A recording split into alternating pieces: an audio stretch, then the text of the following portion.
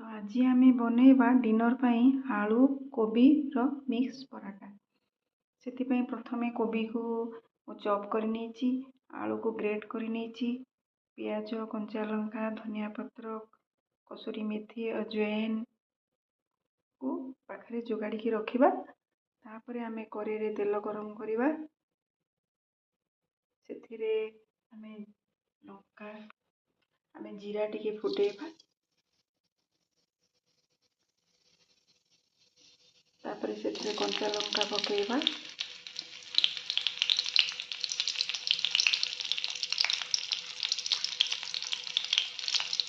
तापरे सेथिरे प्याज पकेबा।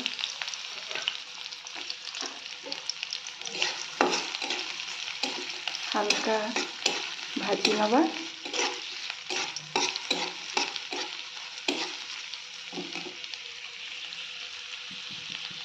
तापरे सेथिरे ग्रेट करिथिबा फूलकोबी की पकेबा और एथिरे टिके हल्दी गुंड स्वाद अनुसार लुण लंका गुंड मसला गुंड सब देकी पानी छाड़ला पर्यंत याको भल भाव भाजी नबा।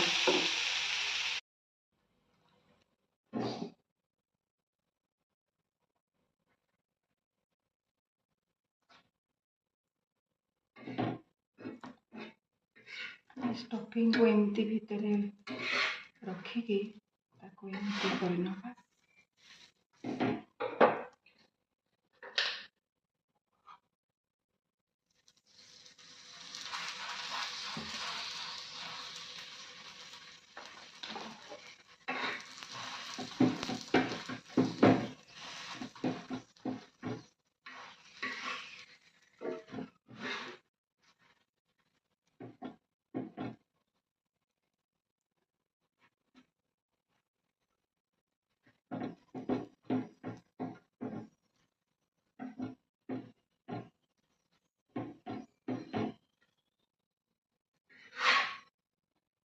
ताको एमती प्लेट को बाहर कर आनिबा।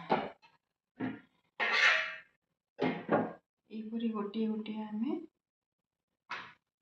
सबु परोटा को करनबा। खाइबा पाई सुविधा दृष्टि सब गुड़िक दुई दुई पीस करी काटी नहीं। यह आमे टमाटो सॉस और चिली सॉस द्वारा खाई परिबा। केबे थरे एमती भी बनैकी देखंतु सहजरे समान टेस्ट आपण सहजरे करिकी पिलांको खाइबा को देई परिबे।